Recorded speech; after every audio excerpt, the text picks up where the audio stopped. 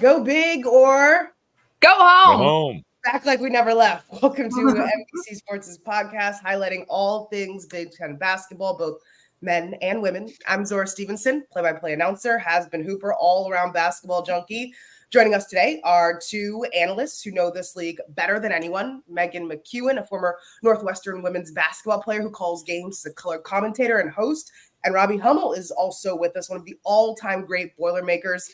Folks, the last time we chatted, it was all about preview, right? We had nothing to go on, and we were just kind of spitballing what we thought was going to happen.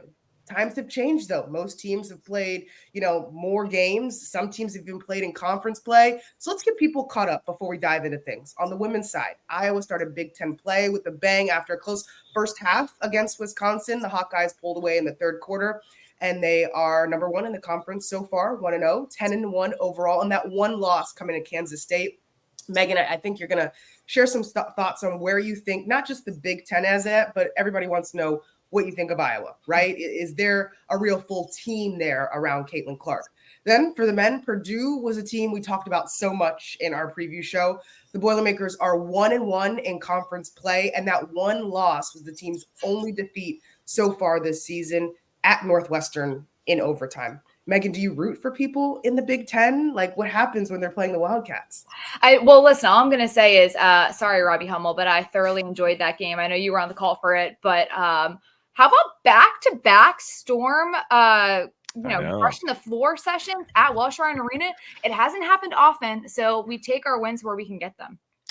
I will say I knew we were in trouble when I saw Megan's dad get honored with like 10 to go in the second half. I was like, man, Coach McKeown's out here. And I will say, even as a player, I was a part of a Northwestern court storming. So that was my second time seeing the students rush the floor at Welsh Ryan Arena. Probably much better when you're calling the game rather than playing it. Yeah, way better than when you're playing. Let me tell you, it's a little bit chaotic when you're on the floor and you've got students coming at you everywhere. But you guys can both speak to this. Like, I hate when I'm doing like a football or a basketball game in the storming of the court, because it's kind of dangerous and I'm claustrophobic, and I'm like, just give me a little space. It gets really hot. That's the one takeaway I have. It gets incredibly warm from all of the bodies that are jammed in there. I'm not gonna lie, I kind of get a rush. There's only a small number of things that remind me of playing and that pressure, and specifically football, when kids storm the field and you've got to find the head coach and you've got like 30 seconds to do it. I get a weird kind of rush in trying to figure that out. Time now for you all to share your thoughts and opinions on where everyone is at. Like, we're talking surprises, what teams have some things to work on. Maybe you want to vent about some things. Robbie, start us off. Well, I guess if we're starting out with the good, who's been good, that's okay. Let's do it. Yeah. Okay. Yeah. I mean, you have to start with Purdue on the men's side. Their resume is as good as anybody in college basketball. They go to Maui. They end up beating Marquette in the final. They beat Gonzaga down there. They beat Tennessee. Just went up to Toronto and got a high-quality win against Alabama. And certainly the game everyone's talking about awaits on Saturday, which will be on Peacock, where they take on Arizona, the number one team in the country.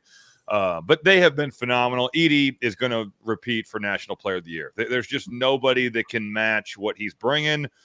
I wrote a stat down. It will be better now because he had 35 points while also passing me on the all-time scoring list, knocking me out of the top 10. So that was a little bit sad. But, if it's going to be anybody, Zach is a generational talent. But it was against 6 high-major opponents this year. He was averaging 26 and 12, and it was like 26.8. So he's just putting up numbers that are absurd. And the only person that in my lifetime has done something like that is Glenn Robinson. The big dog was the number one pick in the NBA draft. So that's rare, elite company. But I think what makes Purdue so tough is the fact that Braden Smith has come a real long way. I mean, he is looking for his offense. He's looking for that pull-up. He was phenomenal in Toronto as well, had 27. So those two guys are really the catalyst, but I like their team. I like their depth. There's a lot to like about what Purdue is doing, and they are clearly the best team in the Big Ten Conference on the men's side right now. Robbie, it seems like Purdue is living up to the expectations so far. Still a long way to go. Any teams or player that has surprised you with how they've performed so far? I guess from a surprise standpoint, I'll go John Blackwell from Wisconsin. He's the reigning Big Ten Freshman of the Week. I saw him in person for the first time last week at Michigan State when Wisconsin went into East Lansing and got just a massive win. But he's had a nice season so far, averaging just under 10 a game. Might be actually over 10 a game now after his 17 points at Arizona. But he's just in the right place at the right time. He guards, and he just is so active. You know, you don't see that all the time from freshmen where he's playing like an upperclassman. You know, he's not playing like a freshman, and I think that's what's been the most impressive part about him. So I'll go with him, and Wisconsin, a team that certainly has a chance to make some noise in the conference this year as well. Definitely hard to get it going as a first year. Okay, Meghan, on the women's side, who is living up to expectations? Caitlin Clark is going to be your National Player of the Year again. I think that's, if you're going to go to Vegas and bet on something, I think the odds are in your favor. She continues to lead the nation in scoring. I mean, she did that as a freshman. She's been very consistent. Leads the nation in scoring, nearly 30 a game. I think what's so impressive about her game that we don't talk about it enough is her efficiency numbers are really high. I don't have them exactly, but when you go on all these analytics websites, she's in the green everywhere. So she's doing it at a pretty high level, despite the fact that I think when you watch Caitlin Clark and you're a young person, some of her shots, you're like, that's a bad shot. But for her, it's a good shot because she can make that kind of shot. So you live with it as a team. And she's continuing to take on an even bigger role than she has in the past, now that she doesn't necessarily have the firepower of a Monica Sonata or a McKenna Warnock that, graduated. Iowa is still, you have to go for the head of the beast, and it's Caitlin Clark, and not very many people over the course of her career have been effective at shutting her down. She's too good. Her skill set, if you take away the three, she can get to the basket because she's more athletic than people give her credit for. If you give her too much space because you're anticipating the drive, she'll hit it from three. So yeah, she continues to live up to all the hype and expectations. Also, the only Division I men's or women's players with 3,000 points, 750 rebounds, 750 assists. She's putting up video game numbers. Like Zach Edey, you watch him, you look like he's like playing in a video game. Caitlin Clark, if that was a 2v2 team, I don't know who could. The greatest 2-on-2 team of all time. Can you imagine? So I'd say Iowa has been good, and they've surprised me because I honestly wasn't sure how good they would be because they did lose so much with the big down low. And in the Big Ten, the teams that have dominated as of late and historically have been teams that have a dominant traditional back-to-the-back post player.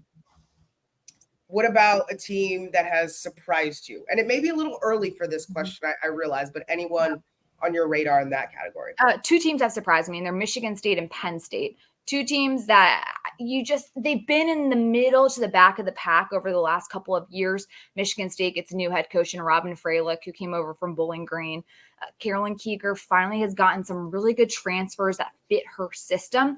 And Michigan State and Penn State both are 1 and 2 in the Big Ten when it comes to field goal efficiency at 51%. They're both shooting at a high rate from three. The Spartans and the Lady Lions more than 40% from three. So to me, that ability to click quickly and learn each other's styles has been really impressive. I've been pleasantly surprised. Penn State got into the top 25 for the first time since the 2013-14 season, which was archaic times back when I was in college. So they've come a long way. It's going to be an interesting race to the finish. I will say that the parity in the league on the women's side will be fascinating to watch because there have been the big dogs and there have been like the little dogs in the middle. Has kind of been any given night. But truly, like the top dogs are no longer as good or as big of a gauntlet as they have been in the past.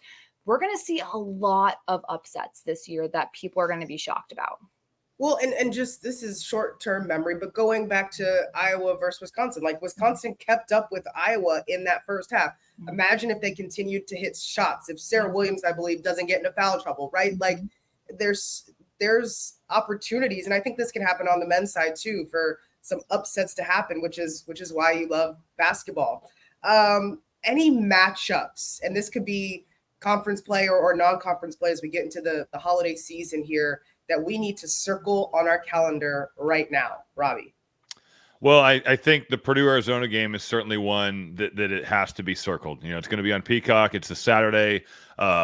Just two elite teams. It will be like a Final Four type matchup. Same day, Kansas goes to Indiana and plays at Assembly Hall, and that's a game that Indiana needs desperately.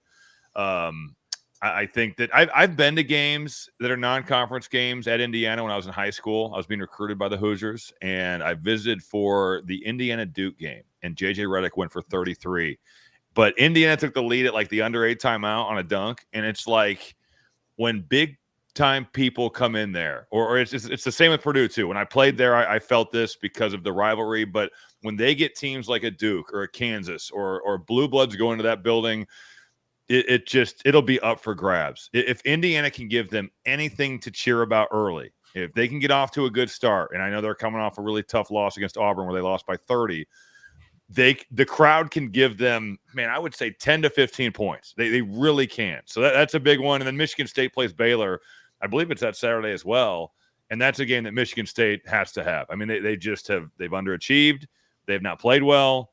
They're reeling from the loss at Nebraska. So they need this game. They really do, which is crazy to say because they were ranked, top 4 or 5 in the preseason. Going back to Indiana, we were at Big Ten Media Day in Minneapolis, and so many of the players are saying Indiana is one of the toughest places to play in the conference, especially the way it's configured. So interesting that you say it's a guaranteed 10 points just because of the way the crowd is. On the women's side, Meghan, I'm looking here, Ohio State versus UCLA. I go back to Ohio State playing USC at the beginning of the season.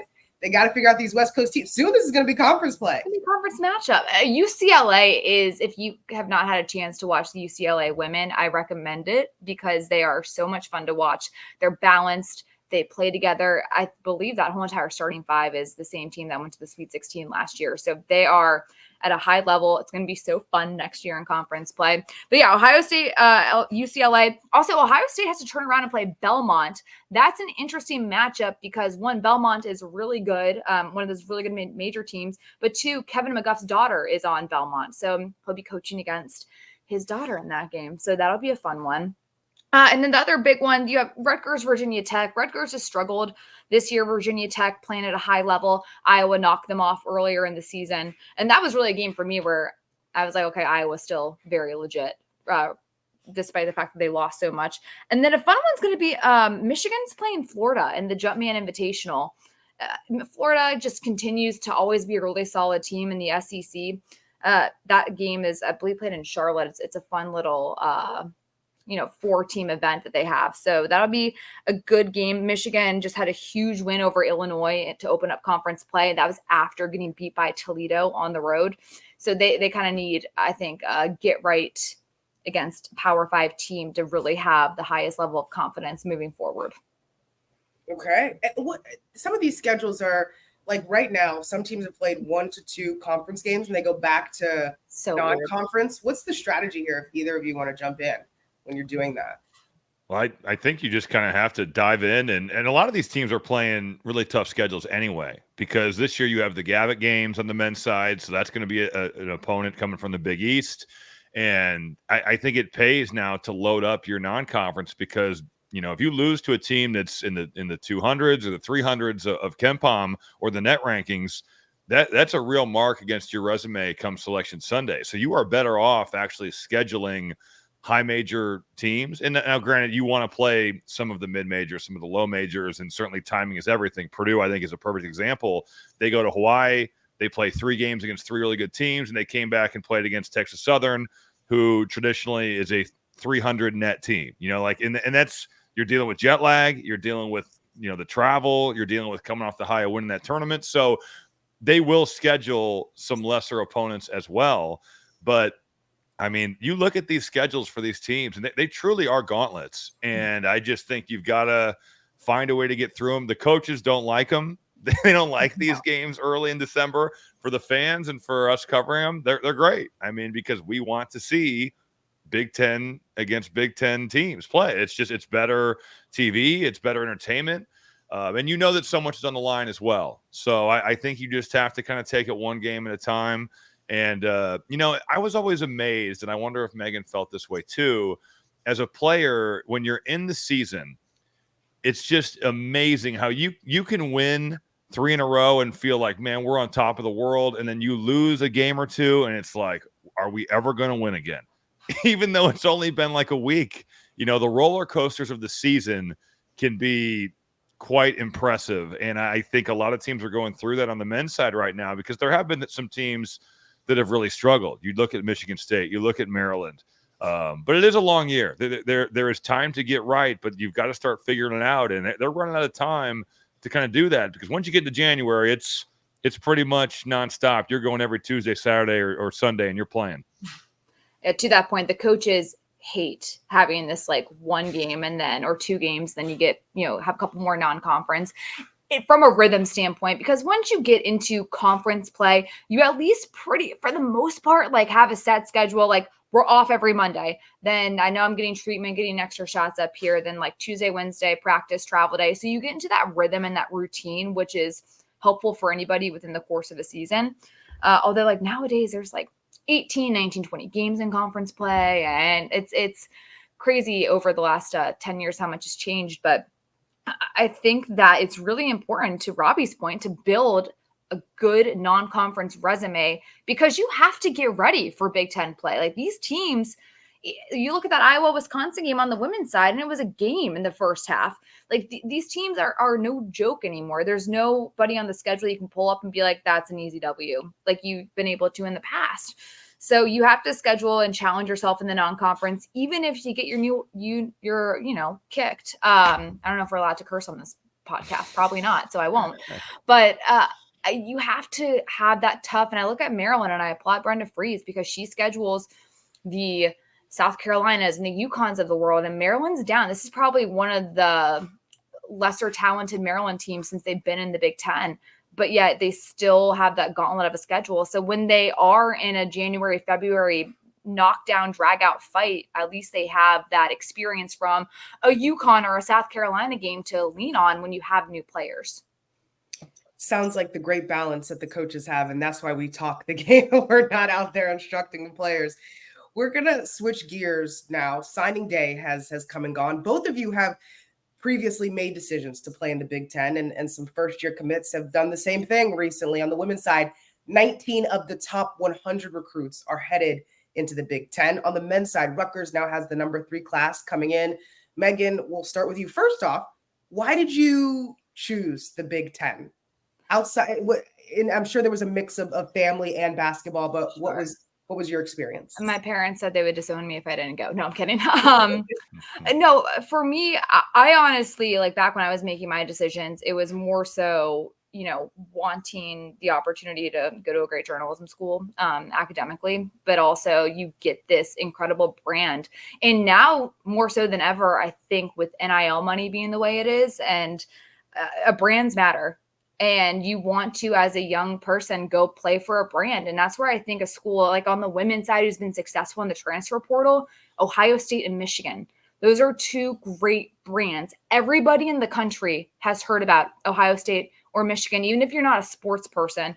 You have the Nike or you have the Jumpman behind you, whatever that might look like. So now that athletes can profit off of their own skills, you now are building a brand at age 18, and now players are wanting to go into a conference like the Big Ten, because there's no bigger brand right now nationwide than the Big Ten. From East Coast to West Coast, you're in huge markets, New York, Chicago, LA, and those are also big business markets in general. So now I think the biggest benefit is going for the Big Ten is the fact that it is so accessible to huge businesses, and people want to be a part of that.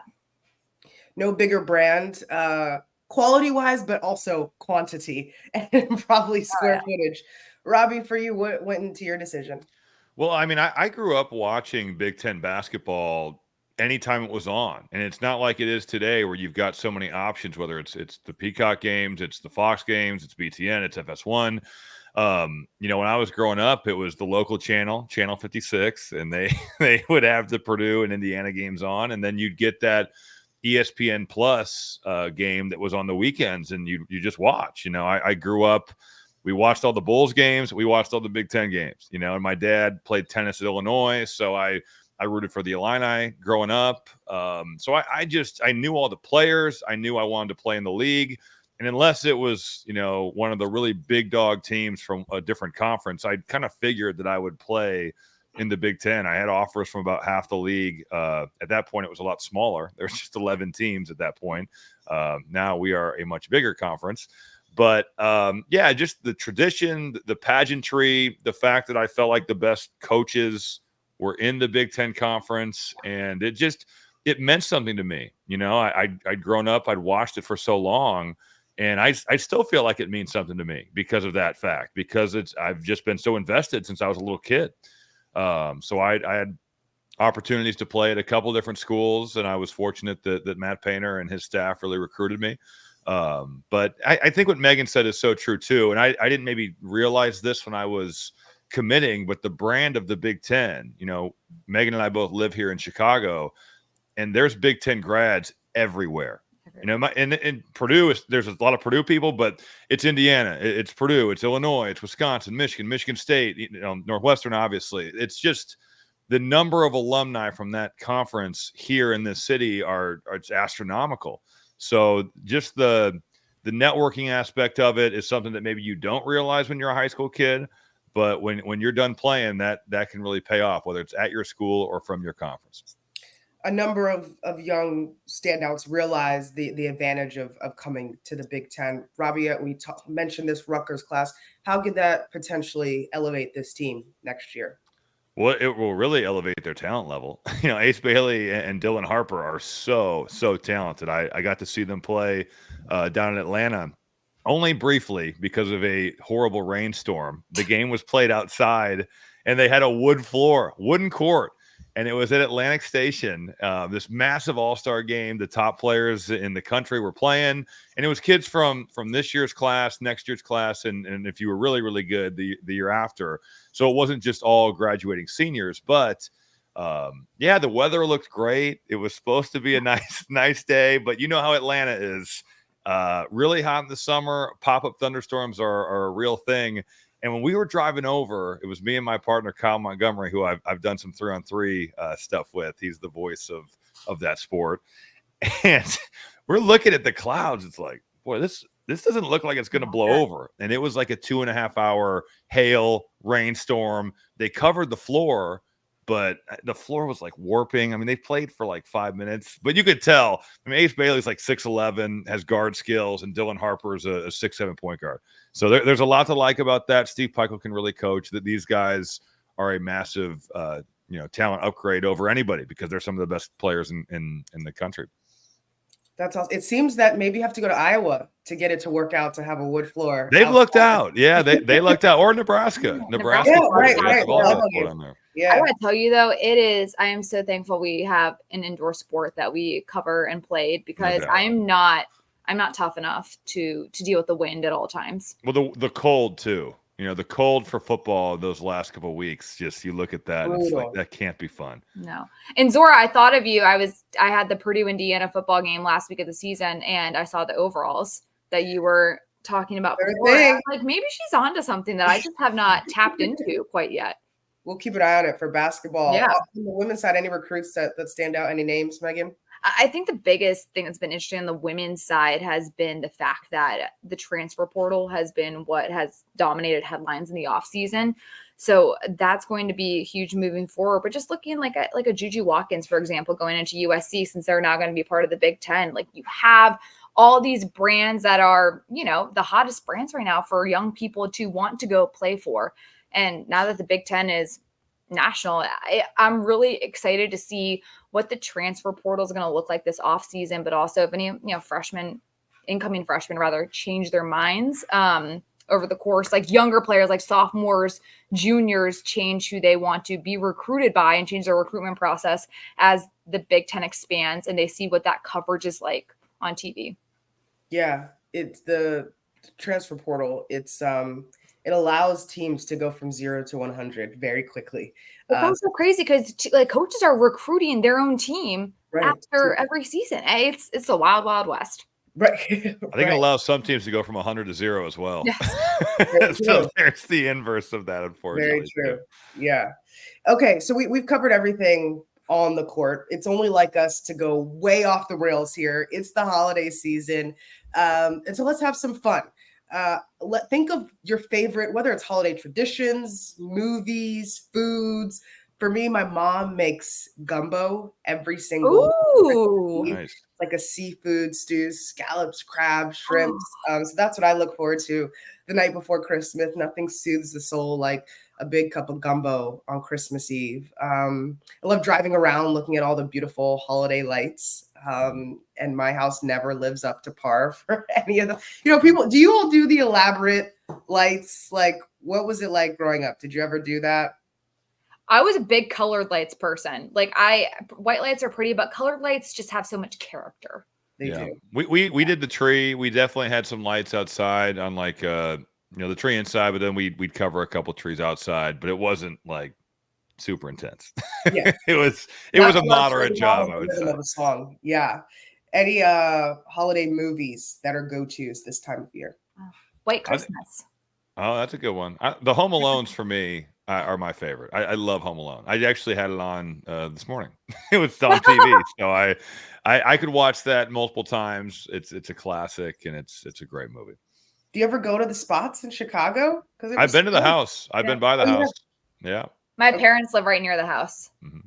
Does it live up? Like, I would just go and take a picture. It's smaller in person, I feel like. It doesn't go back as far as you'd think. On the movie, it looks enormous. Right. It's a big house, but I don't know. Is that fair to say, Megan? Or I think. Well, what's crazy? The previous owners were like using it as an Airbnb, and they weren't allowed to. And there's been some type of scandal going on there. Yeah. But like you can see it. It's in Winnetka in Chicago. Like it's a suburb of Chicago, and like all of if you like watch when he goes into like the candy store, the pharmacy, like all of that's still there. Yeah. So if you watch it closely, you can go tap into your Home Alone dreams by coming to Winnetka, Illinois. That's awesome. And I think everything too, like Home Alone for us, we were kids, right? So everything seems grander when you're a kid. And now that you're an adult, you're like, oh, okay. It looks quite quaint. I can't believe I'm even saying this out loud. I'm still so much of a kid at heart that I bake cookies the night before on Christmas Eve. Something. And I take a bite as if, Santa. I got it. Yeah, it is a great. I love no bake cookies. Have you ever had a no bake? It's chocolate, oats, and peanut butter, and some other good stuff like sugar. So like healthy cookies. No. There's like tons of sugar in this thing. Okay. It like melts in your mouth. It is the greatest cookie of all time, but I only have them at Christmas. Oh, I like oatmeal. So send me the recipe. I will gladly. Team, thank you so much. Episode 2 in the books for everyone listening. We appreciate you. Next time we chat, conference play will be in full swing. So far, the teams that we previewed, Iowa, Purdue on either side of the fence here, living up to the hype, but a long way to go. Until then, happy holidays. Best wishes to you and yours. Have a good one.